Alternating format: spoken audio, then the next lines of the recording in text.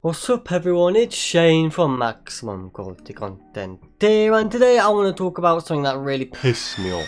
Alright. You see, there are some out there who are of the belief that King Kong was designed to be a dog whistle by the creators, warning white folks about the dangers of black people and how allowing them to enter polite civilization will be to the detriment of white people. The basic idea is that Kong himself is a stand-in for black folks, embodying racist stereotypes like savagery and tendency towards violence, you know, stuff along those lines. Then on the flip side we have Darrow, who symbolises purity and innocence. Innocence that gets corrupted by travelling to native lands and eventually stolen by Kong. Not a new take by any means, but one that occasionally resurfaces every now and then, which is why I'm making this video in the first place. To be honest, it's just like, I mean, okay, I'm sorry, I just have to call bullshit on this one. It's just, no! King Kong is not a freaking racist allegory. Full stop.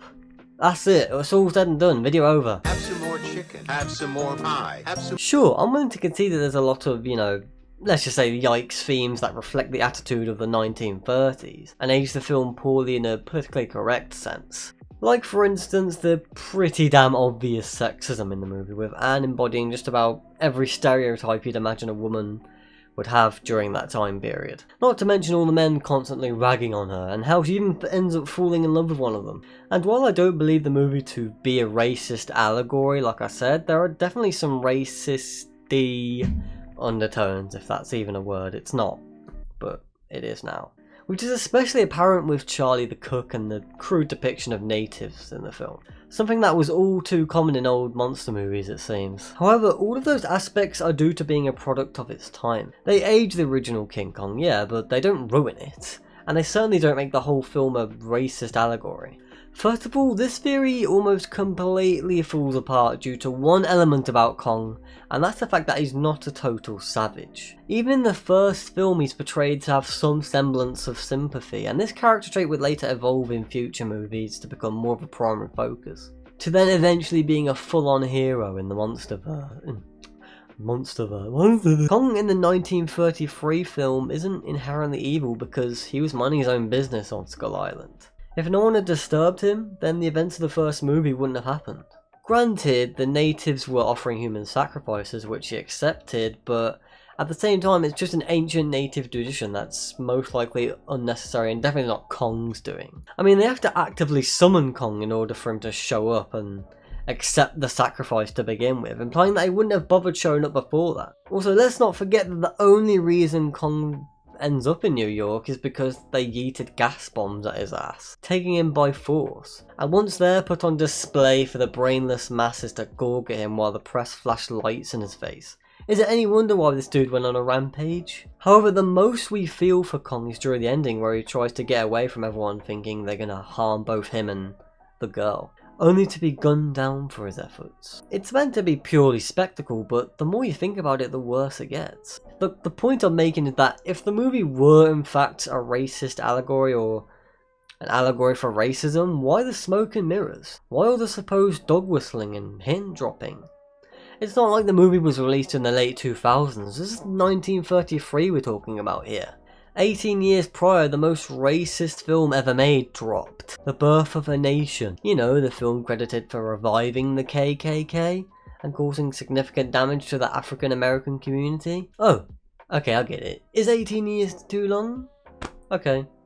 Well, how about 3 years? In 1930, we had movies like Mammy featuring prominent displays of blackface. Hell, Jim Crow was still in effect in the bloody 1930s, for God's sake. Racism was still very apparent in society, so there would be no need to hint or suggest the idea when it was already accepted by the general populace. Also, the idea that King Kong is supposed to represent black people is just, you know, it's just weird. I feel like this line of thinking leads you down the same path as people who promote the idea that Harry Potter is anti-Semitic because of their depiction of goblins. Like, in trying to condemn something, you are inadvertently promoting it by using the idea in situations where it isn't applicable or there's simply no proof. Moving on, there are countless interpretations of this cinema classic, but one the movie itself is adamant about is the Beauty and the Beast angle. Seriously, if you got £1 for every time Beauty and the Beast is mentioned, or uttered in the movie, you would be Jeff Bozo. Something about Anne awakens a protective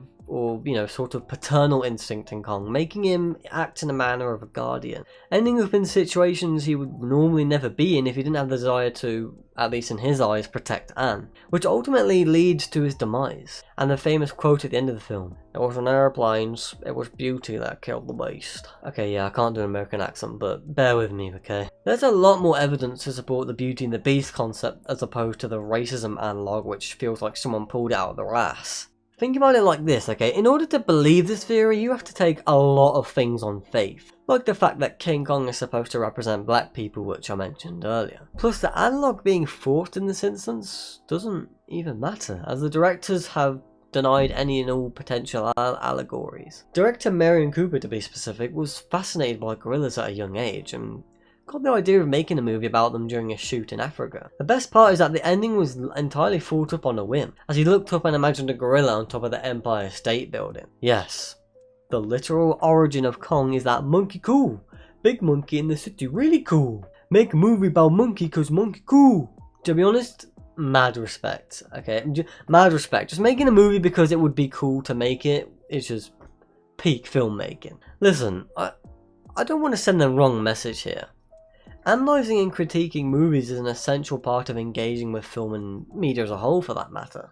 Like any other form of art, film has the potential to explore all sorts of ideas.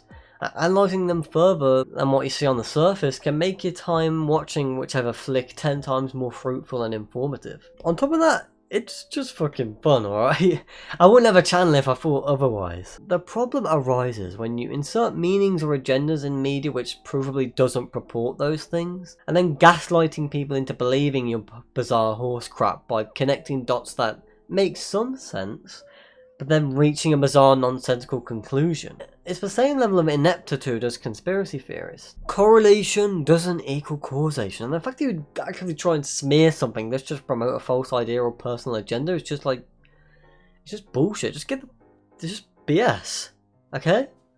You're not adding anything to the conversation aside from misinforming the public. Look, just don't let others dictate your views and perceptions of a film, period. Even me who's correct on every opinion and every take on film. Too often have I found myself liking a movie only to log on to something like Letterboxd to see that the reviews are predominantly negative. The worst part about it is that it makes me feel like I'm wrong or stupid. I end up trying to find ways to justify lowering my personal score. I mean, that's so messed up, right? It's important to not let these cinema snobs win, because if a piece of media brings you enjoyment, well, all the power to you. There's plenty of movies that I think are god awful, some of which I've talked about on this channel, but if you like them, I mean, cool. I mean, you're wrong, but I'm glad that you were able to get something out of it, out of the experience that I wasn't able to. But I digress.